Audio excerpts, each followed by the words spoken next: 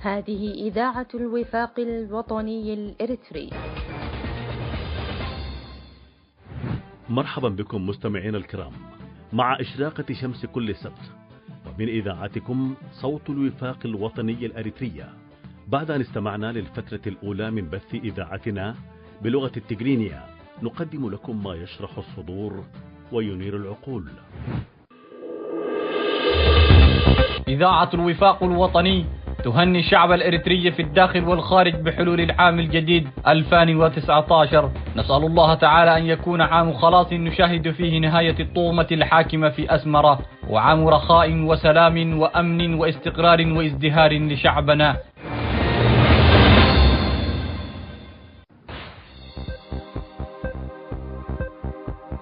مستمعي الكرام، من إذاعة الوفاق نقدم لحضراتكم حصاد الأسبوع لهذا اليوم السبت الموافق 29 من شهر ديسمبر لعام 2018، ونستهلها بعناوين: إصابة اللواء سبحة أفريم برصاص داخل منزله، وفاة 16 طفلا في منطقة وقيرو وضواحيها في إريتريا بسبب الكوليرا.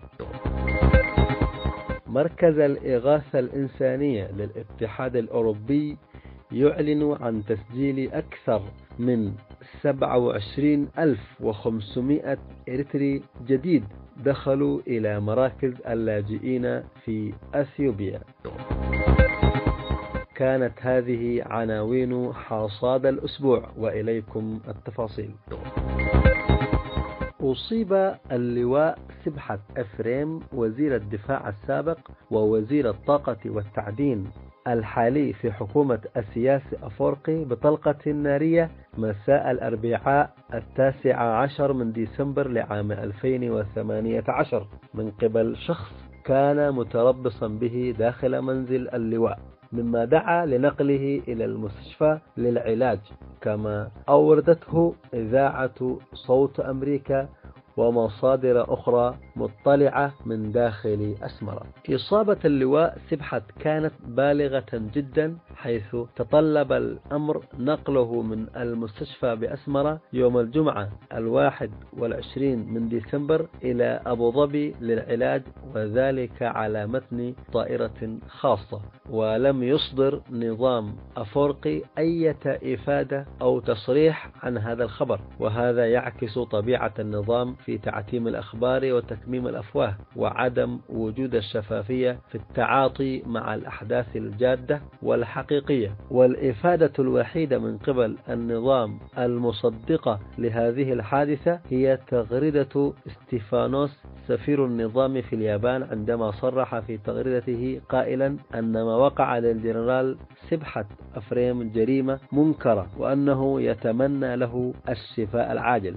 والجدير بالذكر فإن نظام هيغدف الطاغية، واعتبارا من شهر سبتمبر 2001، سبق وقد قام بإغلاق جميع دور النشر والصحافة الخاصة، وأن أصحاب تلك الدور والصحف والكتاب والصحفيين العاملين فيها يقبعون في سجون النظام وغير معروفة أماكنهم، ولمدة 18 سنة مضت، ولا يعرف عن أحوالهم شيئا.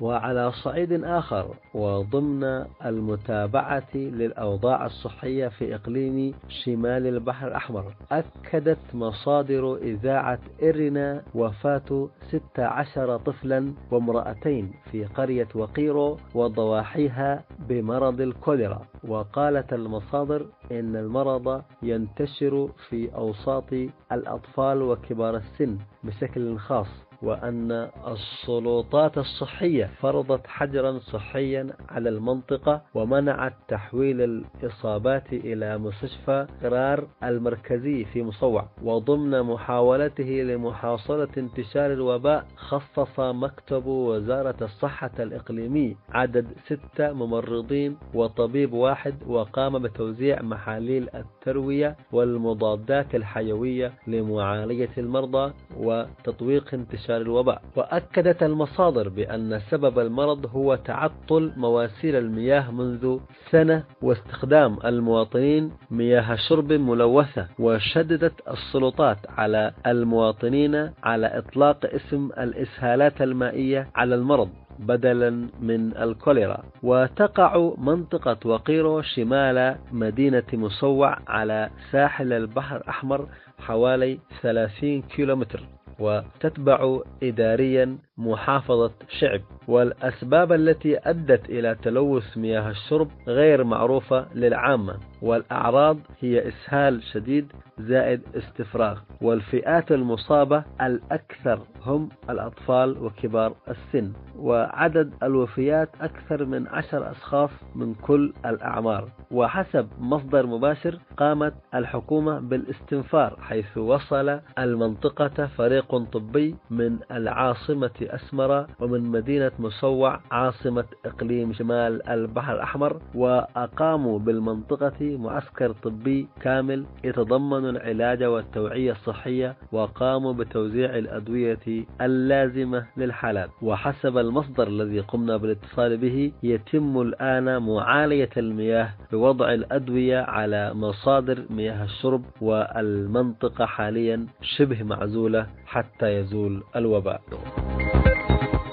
في تقرير أعده مركز الإغاثة والمساعدات الإنسانية البشرية للاتحاد الأوروبي، أعلن المركز عن فتح الحدود الإريترية الأثيوبية في شهر سبتمبر الماضي، ونتج عن ذلك لجوء وتسجيل أكثر من 27,500 مواطن إريتري في عدة نقاط ومراكز لاستقبال اللاجئين داخل الأراضي الأثيوبية. وبناء على الإحصائيات الصادرة من المركز الأوروبي ذاته، فقد تم تسجيل أكثر من 24,000 لاجئ في معسكر إندا باغونا للاجئين، في حين تم تسجيل حوالي 3,500 لاجئ في معسكرات اللاجئين داخل ولاية العفر الأثيوبية. وحسب تقرير المركز الأوروبي الآنف الذكر، فإن عدد اللاجئين الأريتريين داخل أثيوبيا وحتى نهاية شهر أغسطس لعام 2018 كان يقدر ب174,000 لاجئ. هذا وأصدر مكتب المفوضية العليا للاجئين التابع للأمم المتحدة في شهر أكتوبر من العام 2018 تقريرا يعلن فيه عن ارتفاع معدل الإريتريين الفارين من ديارهم وطلب اللجوء في أثيوبيا من 53 إلى 390 لاجئ في اليوم الواحد. مستمعينا الكرام، كان هذا حصاد الأسبوع، والآن نترككم للاستماع إلى بقية برامجنا، متمنين لكم حسن الاستماع ودمتم على خير.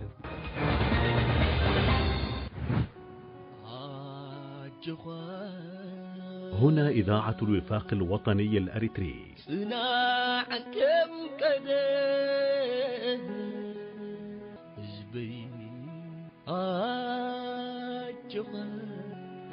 عاصتم الهزبي سنعكم قدام كان حدا إنسان وانتي مسنك سلام تستقلنا بقلبك جزاها باسع لقع مفسر قطوينك لام بلعهم سلام قلوها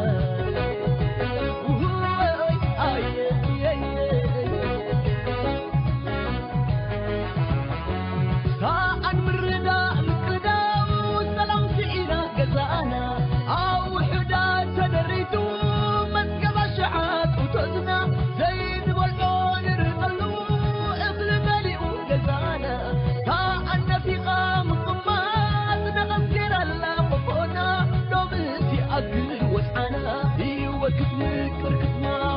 سدرانا نحتة اللوم نايتو مال سدرانا وقحيو وقحيو وقحيو وقحيو.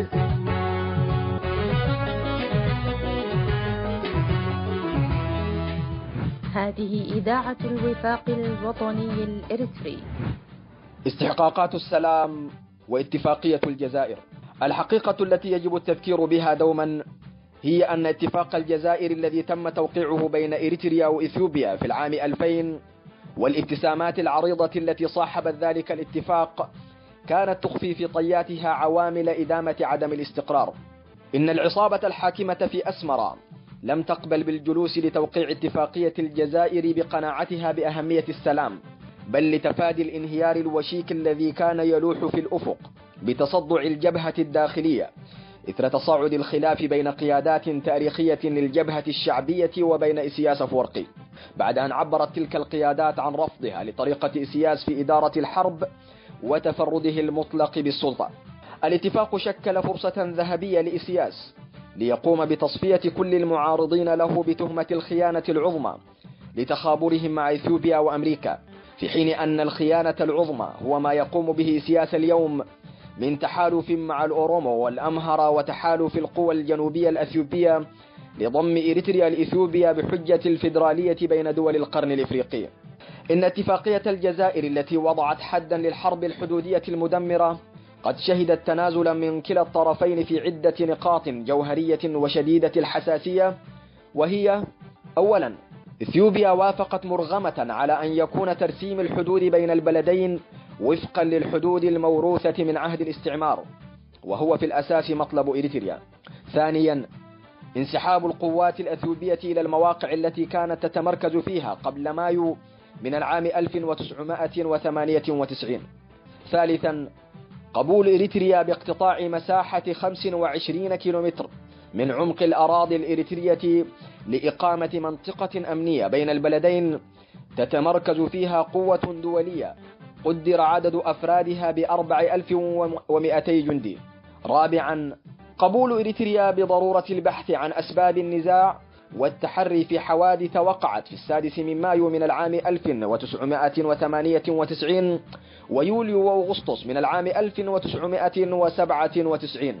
ترتبت على تلك الحرب أضرارا بالغة في الممتلكات كان المتضرر الأساسي منها الشعب الإريتري كافة، سواء من كان يعيش في داخل الوطن أو خارجه، وخاصة الإريتريين الذين كانوا يعيشون في إثيوبيا منذ عقود خلت، حيث تمت مصادرة ممتلكاتهم وطردهم عبر الحدود حفاة عراة.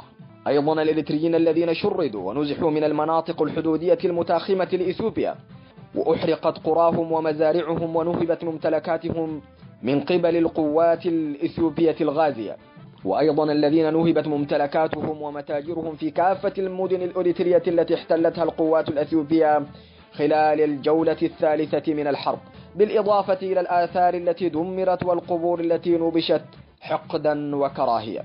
وكان الأمل في البند المتعلق بالتعويضات الذي يدعو إلى البحث في شأن الأضرار الناجمة عن النزاع الحدودي على الأفراد والمدن والمؤسسات التي أصابها الدمار بسبب الحرب، حيث حددت مدة 3 سنوات لإنجاز أعمال التعويضات. وبما أن التعويضات يتحملها الطرف الخاسر قانونيا وهي إثيوبيا، يجب التذكير بأن إثيوبيا ظلت تضع العراقيل أمام مفوضية التعويضات، بل وأوقفت عملها في إثيوبيا، وخاصة بعد صدور قرار محكمة لاهاي والذي نص بأحقية قرية بادميل إريتريا. العصابة التي تحكم إريتريا اليوم تعمل من أجل مكافأة إثيوبيا على جرائمها ضد الشعب الإريتري عبر فتح الحدود والموانئ، ولا تبالي بترسيم الحدود ولا تطالب بالتعويضات للإريتريين المتضررين من تلك الحرب، وتبيع حقوق هؤلاء المتضررين تحت غطاء البحث عن السلام مع من أذاق الشعب الإريتري الويلات على مدار التاريخ. أهم الاستحقاقات التي جناها الإريتريون من اتفاقية الجزائر هي ترسيم الحدود، وهذا ما تم على الخرائط، بينما رفضت إثيوبيا وضع العلامات على الأرض، ثم بند التعويضات لمن تضررت ممتلكاتهم. وهذه الاستحقاقات غير قابلة للحوار أو التنازل عنها بحجة السلام. هنا إذاعة الوفاق الوطني الأريتري. أهلا ومرحبا بكم مستمعي الأعزاء في داخل إريتريا وخارجها.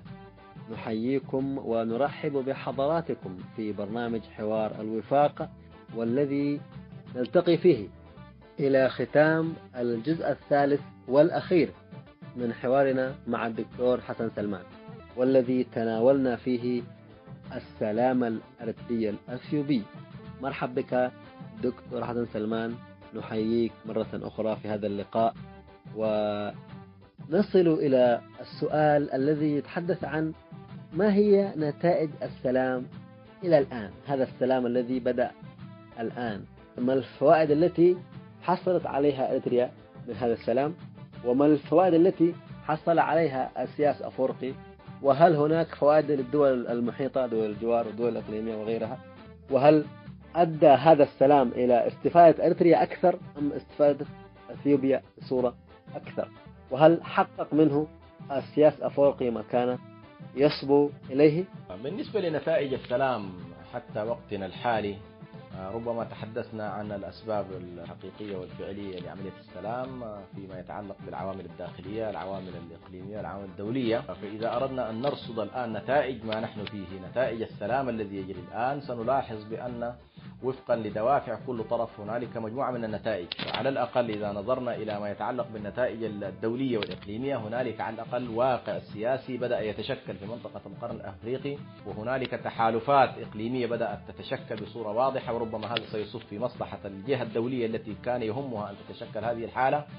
فأمامنا الآن مشهد على كل بدأ يتشكل بصورة أو أخرى، إريتريا، إثيوبيا، الصومال، وربما تتبعها جيبوتي. هذه المسألة على كل كحالة إقليمية دولية، انفتاح على الطرف الآخر في المنطقة العربية، الإمارات، السعودية كأطراف أيضا إقليمية حاضرة في المشهد. هذه نتيجة من نتائج هذا السلام، على الأقل تشكل واقع سياسي إقليمي في المنطقة.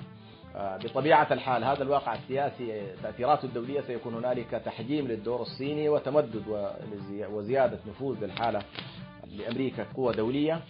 على مستوى النتائج المحلية لكل طرف، خاصة لو حصرنا الموضوع ما بين إثيوبيا وإريتريا، سنلاحظ أن الحكومة الإثيوبية هي ربما استفادت بشكل كبير جدا حتى هذه اللحظة.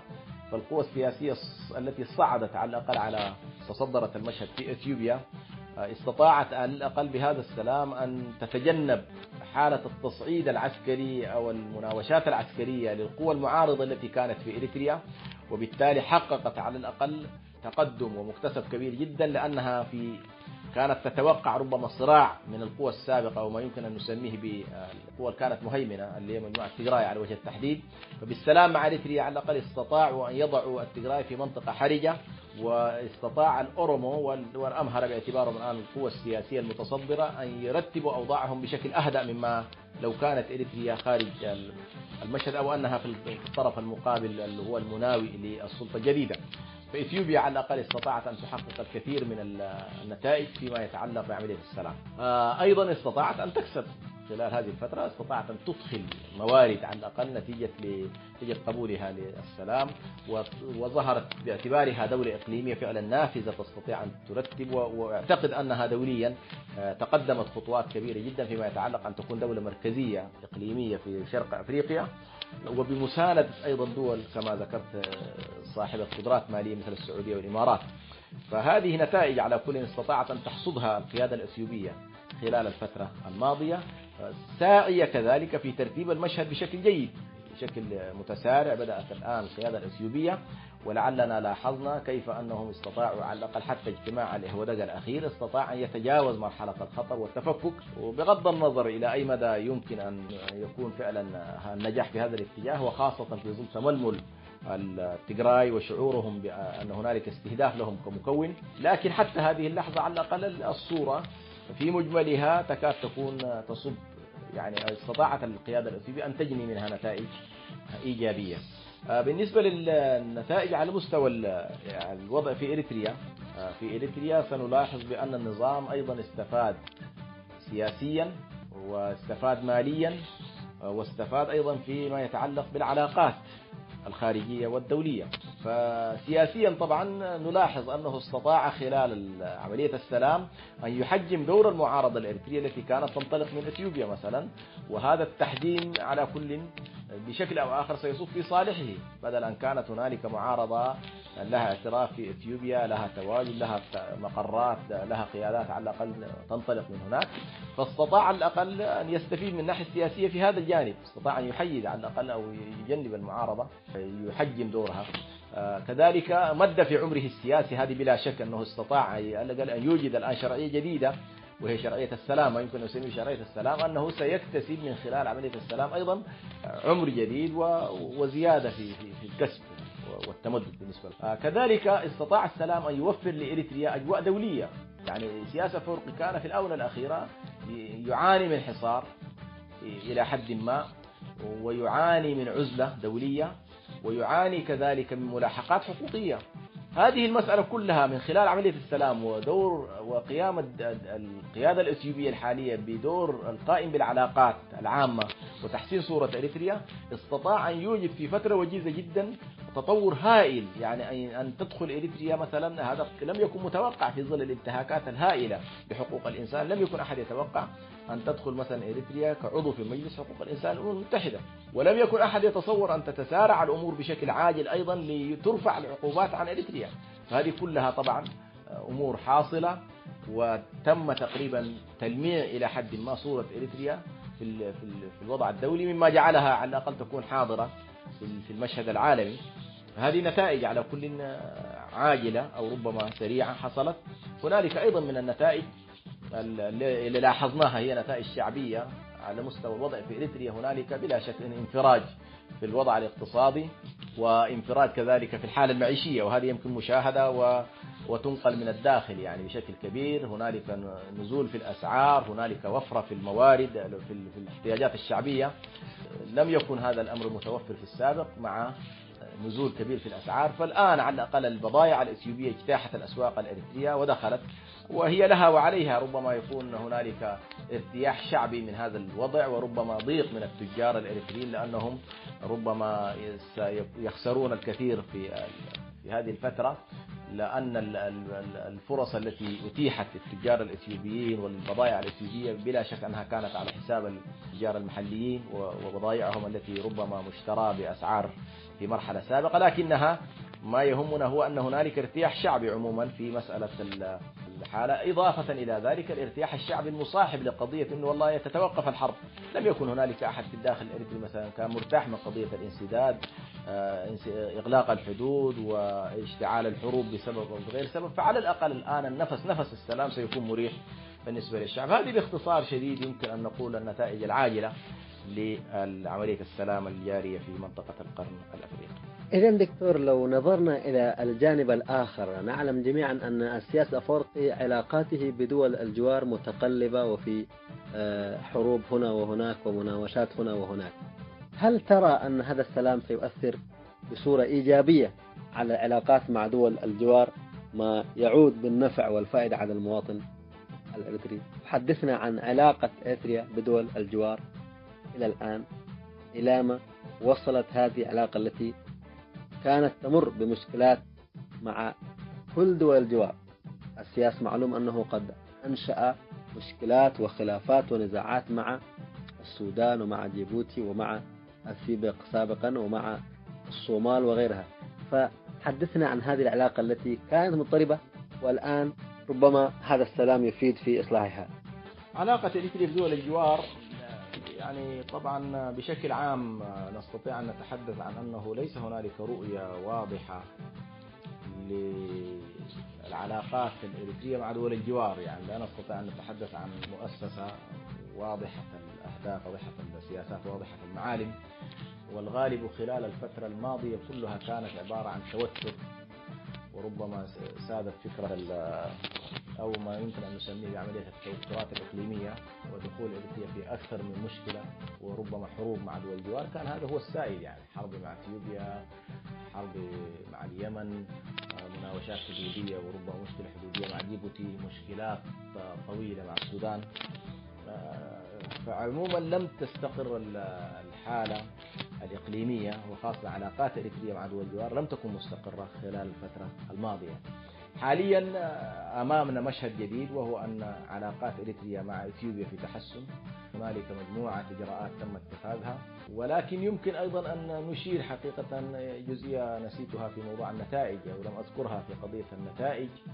ما ظل النظام يردده خلال السنوات الماضية كلها من أن العقدة مع إثيوبيا هي مسألة السيطرة الإثيوبية على أراضي إريتريا، فإننا نلاحظ أن السيطرة الإثيوبية لا زالت قائمة، وبالتالي لا يمكن أن نتحدث عن علاقات مستدامة وإيجابية ولا تقبل التوتر مع إثيوبيا في ظل هنالك وجود إثيوبيا على الأراضي الإريترية. منطقة بادمي لا زالت موجودة تحت السيطرة الإثيوبية، هنالك موضوع الحدود لم يرسم بشكل صحيح. فهذه كلها لها علاقة بالنتائج ولها علاقة بالسلام الحقيقي. يعني إذا أردنا سلاما حقيقيا لا بد أن يبنى هذا السلام الحقيقي على السيادة الإريترية على الأراضي الإريترية. هذه مسألة مهمة جدا. وبالتالي العلاقات على كل الآن، وما يمكن أن نسميه حتى هذه اللحظة التطبيع الجاري بين إثيوبيا وإريتريا والتطبيع الجاري مع الصومال ومحاولات تحسين العلاقة مع جيبوتي، ربما سنشهد على الأقل نوع من العلاقات الإيجابية مع هذه الكتلة التي على الأقل كما ذكرت أنها يراد لها دوليا أن تشكل حالة إقليمية بشكل مشترك. ما الذي يمكن أن تستهدفه بعد ذلك هذه قضية أخرى، لكن العلاقات الآن في تحسن مع إثيوبيا، في تحسن مع الصومال، في محاولات معالجة المشكلة الجيبوتية وإن كانت لا زالت عالقة. لكن إذا تم تجاوز المشكلة الإثيوبية الجيبوتية الإريترية الجيبوتية سنلاحظ على الأقل هنالك تحسن في هذا الاتجاه. العلاقات مع السودان، أنا عموما أتصور بأن النظام الإريتري من خلال قراءتنا لطريقة تفكير النظام الإريتري علاقاته مع السودان دائما كانت علاقات توجس.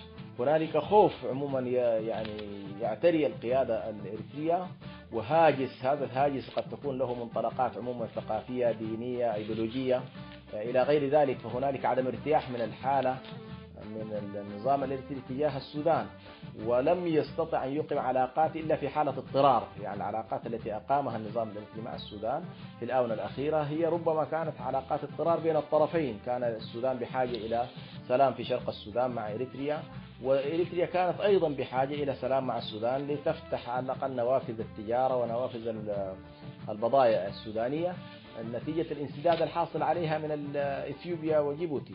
فعموما العلاقات مع السودان نلاحظ حتى الآن في توتر، ولكن الذي أخشاه أن يكون الشغل الذي يتم الآن منطقة القرن الأفريقي إذا كان دوليا يراد له أن يتجه نحو السودان كما حصل في التسعينات، وأن يكون هنالك محاولة لحصار النظام في السودان والتضييق عليه ومحاولة على الأقل إسقاط النظام في السودان، أعتقد قد تتوتر العلاقات مع إريتريا، وهذه على كل واردة. وخصوصا نلاحظ أن المحور الإقليمي اللي هو الإمارات والسعودية في إطار الهاجس الذي يعتريهم من قضية الثورات ومسألة الإسلام الذي يسمونه الإسلام السياسي، فإنهم لا زالوا في تقدير التوجس من السودان قائم، وبالتالي قد لا تتطور العلاقات مع السودان، وربما يصطنع النظام الإريتري مشكلة لإيجاد إغلاق حدود مع السودان حتى يستطيع كذلك من عملية تكريس الحالة التجرنة التي كان يسعى لها خلال سنوات ماضية. لأن عملية الانفتاح على السودان ستوجد نوع من التوازن الثقافي في الحالة الإريترية، الامتداد الديني، الامتداد الثقافي، امتداد اللغة، هذا سيوجد على الأقل نوع من التوازن في التركيبة الإريترية حتى لو هنالك تأثير على مستوى السلطة السياسية.